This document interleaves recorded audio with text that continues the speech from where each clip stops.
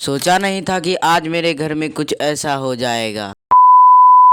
Hello everyone, अस्सलामु अलैकुम। मेरा नाम है अनस और मैं बिहार के छोटे से डिस्ट्रिक्ट में रहता हूँ। सुबह की शुरुआत वजू से होती है, फिर मैं नमाज के लिए रेडी होने लगता हूँ। टोपी पहनने के बाद मैं नमाज पढ़ने के लिए मस्जिद चला आता हूँ। मस्जिद में नमाज अदा करने के बाद मैं हदीस सुनने लगता हूँ। काफी देर हदीस सुनने के बाद मैं मस्जिद से निकल लेता हूँ घर की ओर। मस्जिद से निकलते ही मैं देखता हूँ कि हल्की हल्की बारिश आ रही है, इसीलिए मैं तेजी के साथ घर की ओर निकल लेता हूँ। घर आने के कुछ देर बाद मैं देखता हूँ कि बारिश कम हो गई है, इसीलिए मैं बाहर की ओर टहलने के लिए निकल लेता हूँ। और मौसम देखो कितना प्यारा लग रहा है। इतने में बारिश भी तेज हो जाती है और देखो मेरे दादा अभी मस्जिद से घर आ रहे हैं। फिर मैं भी घर की तरफ निकल लेता हूँ। उसके बाद मैं स्टडी करने बैठ जाता हूँ। काफी देर स्टडी करने के बाद मुझे लग जाती है भूख। फिर मैं चाय और बिस्किट खाकर निकल लेता हूँ दुकान की ओर। हल्की हल्की बारिश और ये मौसम, सुकून का नाम सुना है?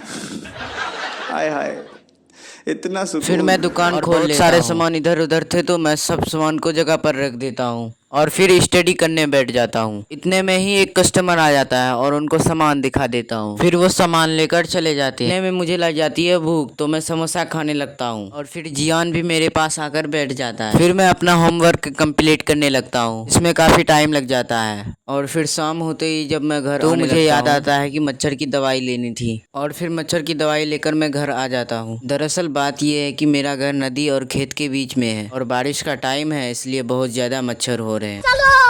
आज मैं इनका समाधान कर रहा हूँ। सबसे पहले खिड़की दरवाजे बंद कर दिए और पंखा भी बंद कर दिया। फिर मैंने जलाया अगरबत्ती, जिसके धुएं से सारे मच्छर मर जाएंगे। फिर मैंने अगरबत्ती जलाई और पूरे घर में धुआं धुआं कर दिया। इन मच्छरों से मेरी पर्सनल दुश्मनी नहीं है, लेकिन क्या करूँ यार, पढ़ते टाइम बहुत तंग करते हैं। देखो धुआं खाकर कैसे सो रहे हैं। उसके बाद कुछ ऐसा होता है। ये सब देखने के बाद मुझे लग जाती है भूख, तो चलो कुछ मजेदार सा बनाते हैं। आज फिर से बनाएंगे पास्ता, जिसकी रेसिपी आप लोगों के साथ शेयर करने वाले हैं। सबसे पहले पास्ते को उबाल लेना। फिर इतने में मैं थोड़ा फ्लेक्स कर ही रहा था कि मुझसे ये गलती हो जाती है। उसके बाद मैं बता नहीं सकता।